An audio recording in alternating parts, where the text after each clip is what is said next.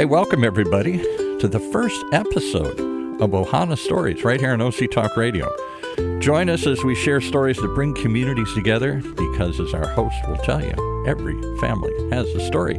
So here he is, Orange County's resident storyteller, Ross Judd. Welcome, Ross. Aloha, and thank you, Paul. It's so nice to be here.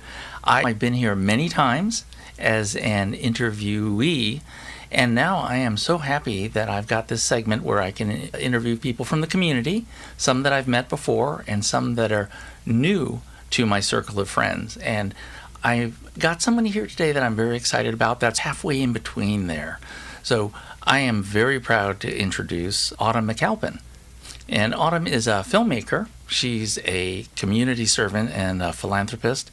And she's on the board of a nonprofit where I work called Family Assistance Ministries.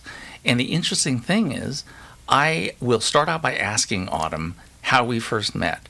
But the journey to first meeting her and then learning more about her and now having her on the show is an interesting one. So first of all, I'd like to say welcome, Autumn. Thank you so much for having me, Mahalo. And so let me ask you this, because I always ask this right off the bat. I ask my guests, do you remember how we first met? I sure do. It was across a boardroom, but I believe you were Zoomed in, right? No, I was in person. It was in person. Yeah. Everything was Zoom, so I couldn't remember. But yeah, we met at your interview, I believe. My interview at FAM, yeah. And so that was such a memorable experience because I had been familiar with FAM for more than 10 years. In my role on the Aliso Viejo City Council and as the mayor, I would come down every year and present a plaque at the Hunger Walk. So many people knew me. But when I came in for that interview, it was a pretty grim-looking room, except you.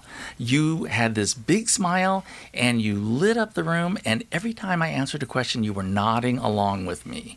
And that meant so much to me because it was a strange situation. I was a little nervous because I wasn't expecting to be asked to come in and interview. The fact was, I had come down there the day before, the week before, to ask their CEO if she would be on my podcast. And then after I left and we had discussed it, I got home and I got an email from a recruiter that said, they'd like to interview you for a position. And I said, no, wait a second. I was just there. Why didn't they just ask me? And so I felt a little off balance when I got there, but you welcomed me and I had a great time with the interview. And so I began working there and quickly learned that the board members, and you're on that board, do not typically interact with the staff. So I met you, you made a great impression on me, and then a year passed where we really didn't have that much interaction. Now, we just had a gala, and I was on the committee with you, and that's when I really got to know you. I couldn't believe we were having so much interaction, and also you were emailing me, and I noticed at the bottom of your email, it said Side Gig Productions. And so I got a little peek into your professional expertise and your experiences, but now I have a chance to ask you about that. So along with the things that I mentioned, you have a company called Side Gig. And so tell us a little bit about that. Sure. So I have to clarify, it's Side Gig, not to be confused with Sidekick, because for some reason, a lot of people hear the name of my company and ask if I'm Sidekick. I'm like, different realm. I wish I was. My films would probably sell more. But Side Gig Productions came about. I raised 4 children in Orange County, California. And I was always a passionate storyteller from the time I was a child with 7 siblings. I was the person on all our long road trips across country who would tell stories to my siblings for candy in the car. I always was passionate about telling stories. I used to be a newscaster. I worked for the Orange County Register for 10 years. I had a column there. I wrote about being a mom in Orange County. And then one of my articles, someone said, oh, you should turn that into a film. That's a comedy. And so my first script was based on a story that happened when it's common to many people in the OC where you have too many house guests. So my first film was called Guest of Guests, May Not Bring Guests. And so I started screenwriting around 2012. And then I went back to school and got my master's in professional writing with an emphasis in screenwriting from USC. Graduated from there in 2015. My kids were all in school at that point, so I started filmmaking. And since then, I've had this company, Side Gig Productions. I'm drawn to stories that entertain, inspire, and uplift. So that's kind of my mantra. Every story I tell, they're usually based on a true story or are a true story. And my first feature film was called Waffle Street, and it featured Danny Glover and James Lafferty, and it came out in 2015. We sold it to Netflix. My second one was actually based on some women I met at our Gilchrist shelter at FAME. I used to teach the life skills classes there and help women with their resumes who were trying to enter the workforce. And I met some women who really inspired me with how much they'd overcome. So my second film, feature film, was called Miss Arizona, and it was based on some women I met through FAM. And then since then, I started working in the nonprofit space due to some personal things that were going on in my family, taking care of a kid's mental health. And I had a foster son move in with me and dealing with some things at home with 4, then 5 teenagers with our foster son. And then the past 2 years, I've been on this journey with my current film, which is a documentary. Okay, so there's a lot to unpack there, and I'm not going to try and cover everything, but let me just ask you. So you somehow fit filmmaking in with all these other things that I'm aware of that you do. And the reason it becomes very apparent to me that you are a great juggler is because so many of our phone calls, you were on the road, you were out of state, you're driving down a highway, and I'm trying to get you to sign on to a Teams thing and review some documents or whatever. So somehow you're able to do all these things. And the thing that most fascinated me about coming out with this film is that you go on the road. And are you screening them in front of an audience? And are you up there next to the screen and answering questions like I see in movies and TV? Absolutely. It's actually my favorite part of filmmaking and the storytelling is telling the story behind the film. And so I electively am an independent producer because my favorite part of my whole filmmaking process is taking the film on the road and engaging one-on-one with audiences. And when you get into the studio system, that's a little more limited, your interaction with normal people, I will say. But all of my films have gone on a festival run. So I usually do film festivals. This film has a niche audience. And I started my entrevue with this film in the film fest world. We did a few festivals last fall, but quickly learned that we have a very niche market for this film. And it was a surprise to me, but there is a very robust progressive church space out there. And my current film is a documentary. We're releasing this Friday. It's Pride Month, and it's a film that's apropos for that because it focuses on the plight of LGBTQIA kids and young adults in the modern American faith and political systems. And I was made personally aware of the need for safer spaces for some kids when my oldest child came out as gay when he was 17. And I realized that, I hate to say it, but Orange County is not always the easiest place for kids who may be different in some way or another. And I do find it's important for everyone to have a safe space where they can feel like they can fully be themselves. This film was a collaboration with a wonderful co-director, Vienna Boyce, who grew up in San Clemente as well. She is a young queer filmmaker. And we went on the road first to make the film, which took us to 6 cities across America, from New York to Nashville to Kentucky to Idaho to Boston and also in Utah. And we interviewed 75 people, and we went to 3 different Pride festivals, and we interviewed many people who'd grown up in religious systems of various faiths and who were willing to share their story about how their coming out journey was not always easy. And a lot of them actually found sanctuary, like true sanctuary, in a progressive church space, which is a newer concept to me that these places exist. And so as we've been on our film tour the past year, we've actually had most of our 30 plus screenings at progressive churches. These are the churches in your towns. A lot of them will be the churches you drive by that have a rainbow flag, or they'll have a "We welcome everyone," or they're the churches who are feeding the unhoused. They're the churches who are having drives for immigrants. They're the churches who get in there and really tackle some of the tough things that I think you and I at FAM, our minds are turned to these things. There are people out there who are marginalized by society and really need help and really need a safe space. So the film is deliberately called Sanctuary because we try to be we offer a positive message about how everyone deserves sanctuary. And there actually are some really great sanctuaries out there for people, but there's also a lot of work to do in that arena. So yes, I agree. And I have to say, just that explanation clarifies a lot for me. But when I was thinking about the film, and I asked you about your job title on your email signature line, then you told me about the film, and then you sent me a link to the trailer. And I know you know this, but I'm just going to say this for the audience. I looked at that, and that trailer was so powerful. I haven't seen the movie, but that trailer grabbed me.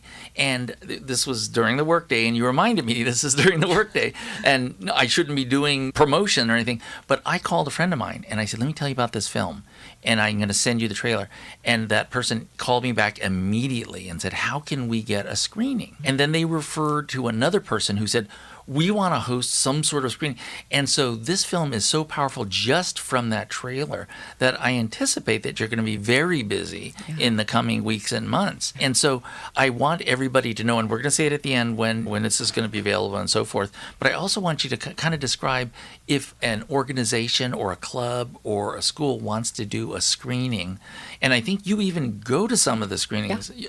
Tell us about that a little bit and how someone could find out how to do that. Absolutely. So we use a very popular event platform called Eventive. Most film festivals use Eventive. A lot of people in film use it. It's an online streaming platform that we use, that we're partnered with, where actually for the past several months, anyone in the world can request a screening of our film.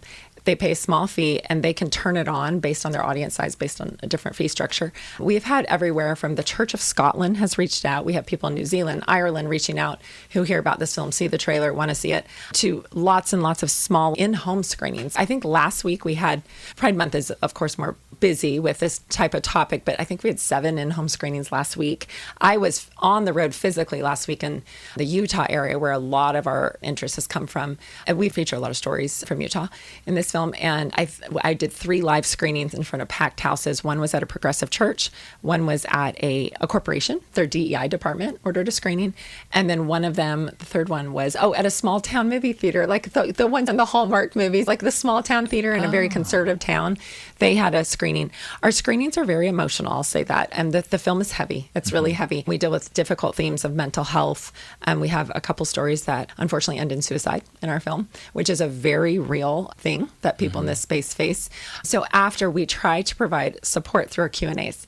And so that's where I travel a lot with the film. If someone can bring us there, we go. And so myself, my filmmaking partner on this, and the man in the film who builds the sanctuary structure, which is an art installation, he comes to most of our screenings. He's wonderful.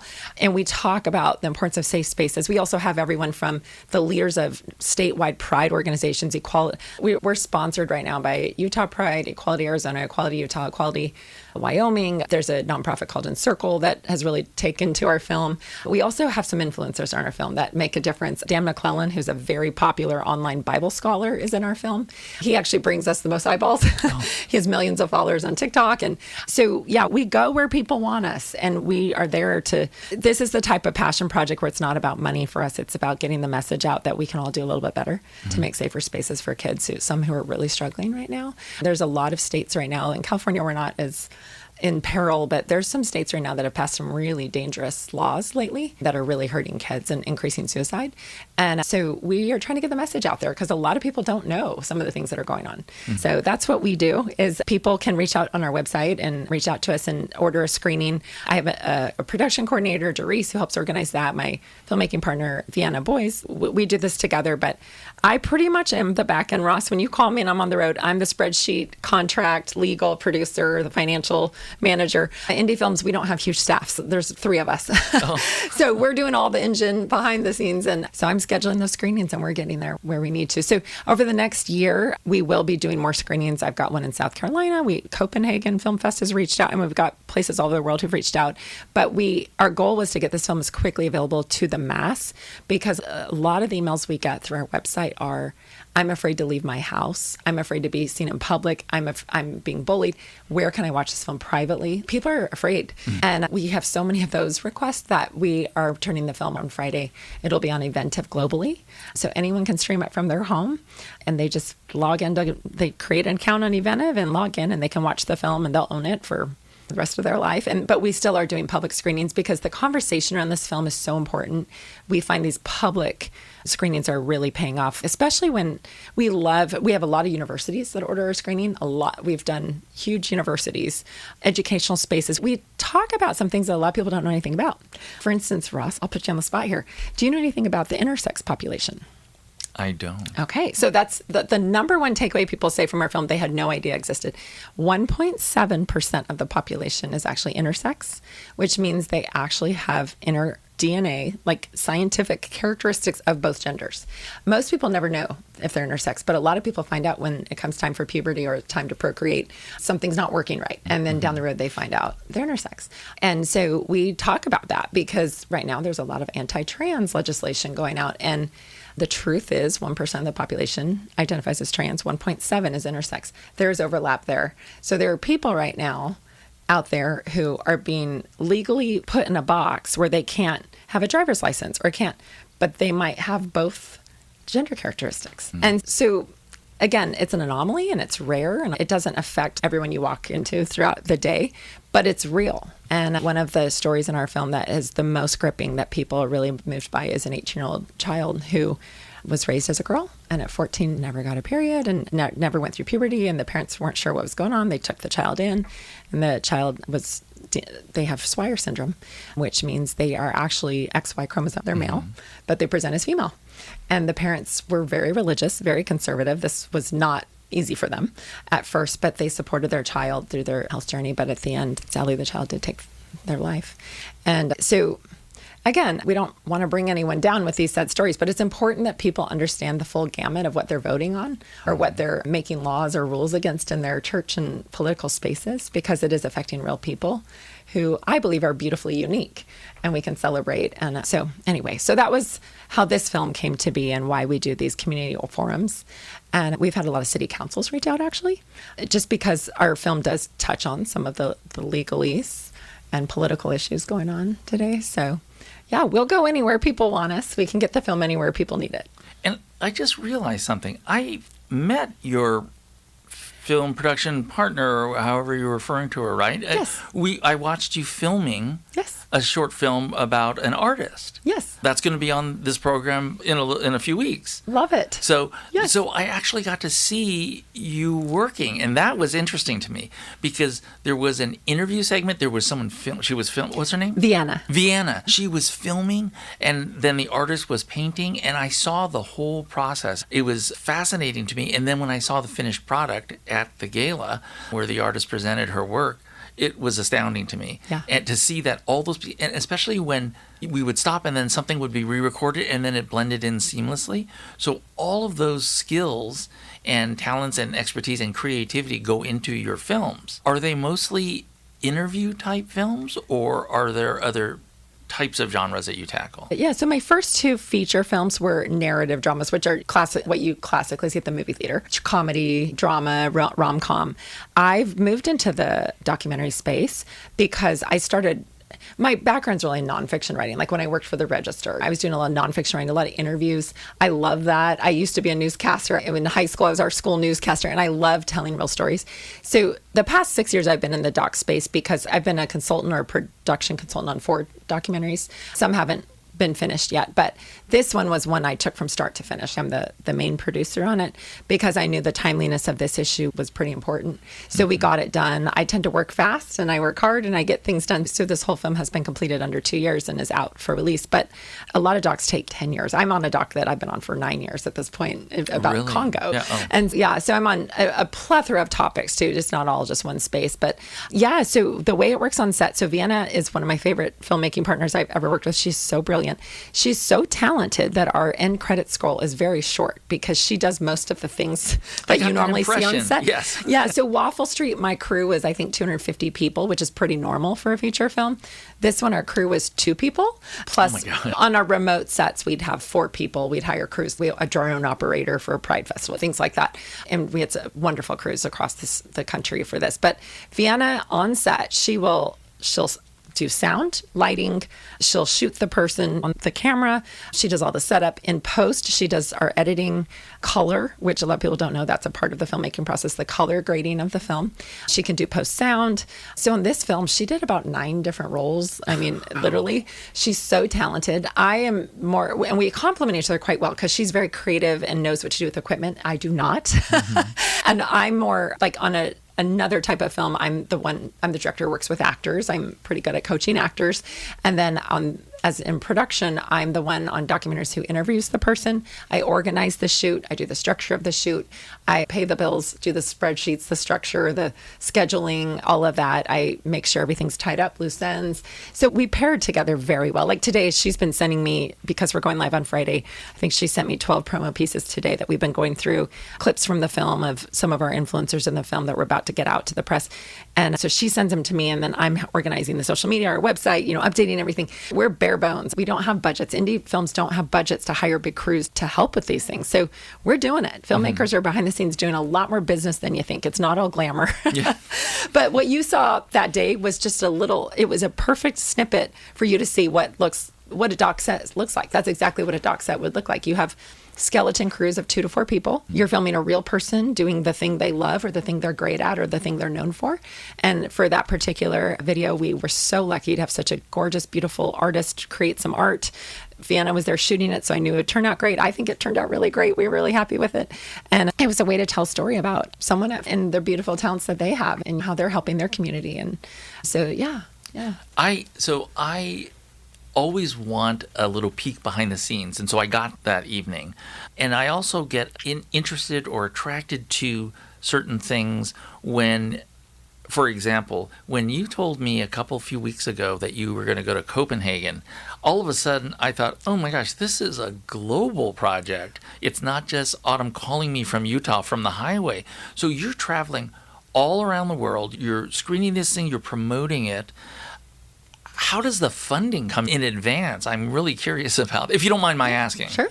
Every film's different. A big studio film, that's a whole different beast. With indies, if you do a film fest circuit, which is what most independent films do, they go on the film fest. So when you hear about Sundance and Telluride and those, you're hearing about 6 big festivals that they're so big and well-funded that they will pay a filmmaker to come. Most film fest is the other 10, 20,000 film fests out there. They are not funded that well. The filmmaker is paying to go to the film fest. Oh. So when you raise your money for your film, you also raise a marketing budget, and that covers your tour, basically. My other films, I did the traditional film fest, and in the end, I'm spending $20,000 to $50,000 as a producer on just the travel to get my lead actor, my producer, and my director there. That's pretty common. And not only that, but you're paying to send ahead postcards that we use and posters and promo materials to get people at the film fest to actually go to your film and vote on it because you want to win the fest. With this film, it's been a completely different experience that I did not anticipate and I've never done before, but I've actually loved it. This film, the word of mouth got out pretty quick. I saw that. Yeah. And so this one was an invitation only almost. I stopped pursuing festivals because I knew they would cost us so much. And we were being invited by all of these spaces. We need this film. Educational spaces, a lot of mental health groups are funding to have our film come. So we're getting paid the cost to travel us out, to put us up and to get us there to the Q&A. Plus they pay a little screening fee, which helps cover some of our film costs because this was a very small budget, but it was largely self-funded and they're covering that. So I've had audiences, Ross, where I'll say, at the end of a Q&A of our films, people usually say, what can we do to get this out there? Everyone needs to see this film. That's pretty common at our fest. Oh. And I've had several where I'll say, to be honest, I'm going to tell you, I need $5,000 this week to pay off the film rights for the music that we used in this film. We have some really cool music in our film. And for it to go on streaming, you have to pay off the rights. You have to pay the artist, obviously. And I've had 3 instances where at a film fest, I've had a specific need, or I need $10,000 to be able to go to this streamer and get the film out to Apple this fall, which is what we are doing. And every single time I've said that, I get a check that day. Okay. It's wild. Yeah. And so this film, Vienna and I always say, this film actually feels bigger than us. The message right now is so important in our opinion because it is truly saving lives. We've been told that by some families that it's helped them, that we feel like there's a force beyond us that's getting this film out there. And the money has it's like the field of dreams. Like if you build it, they will come. We've had people show up and give us the money needed to get the film out there. Wow. Now, are we profiting a lot right now? No, certainly not. We hope this film gets out there. If it does profit, I'll tell you the first thing we're doing with that money is, I don't know if you know this, but a lot of DEI programs have been cut across the nation. A lot of funding for PBS, the National Public Radio. A lot of our people who we rely on to get stories like this out there have lost funding. And most studies, research studies of the LGBTQ population have actually lost their funding in the last few years. And we know this because a lot of our people who are getting our film out there are people running those studies. And they're begging us right now, because we have 75 interviews with many leaders in this space, many stories that are really important and worth telling. They're begging us to edit these stories standalone, to have the annals of history compiled where people can go back and say, who are the movers and shakers in this movement? Who are the people really struggling and suffering? And because our film has high quality filming and people are liking it, they want us to do standalone stories because we have a lot of experts in our film, a lot of theologians, a lot of scholars and professors and liturgists and people who are pretty important, and what they have to say is important. So that's where, if we make money in this film, we're using it immediately to start editing, because editing takes a lot of time. And getting the stories out there, we've had so many requests to make a part 2, part 3, part 4. So yeah. I always, that is fascinating. I always end, the last question is, what are you going to be doing next? But you've already covered that. So let me just ask you, first of all, how can people find out where to see this? What information do they need? Yeah. The best source for all of the information on our film is to go to our website. It's sanctuarydoc, D-O-C, short for documentary. So sanctuarydoc.com. Okay. And on that, you'll find our Instagram handle, you'll find our screening release schedule, and you'll also find the link to get the film starting Friday, June 26th. Okay, this Friday. That's amazing that we got you on to talk about it. I'll have to say that I always say that every family has a story worth telling, and you certainly brought a story worth telling to us. So I want to thank you so much, and thank everyone who's tuning in to OHANA Stories on OCTalkRadio, because this has been a fascinating and a powerful interview and discussion. So thank you very much, Autumn McAlpin. Thank you so much for having me, Ross.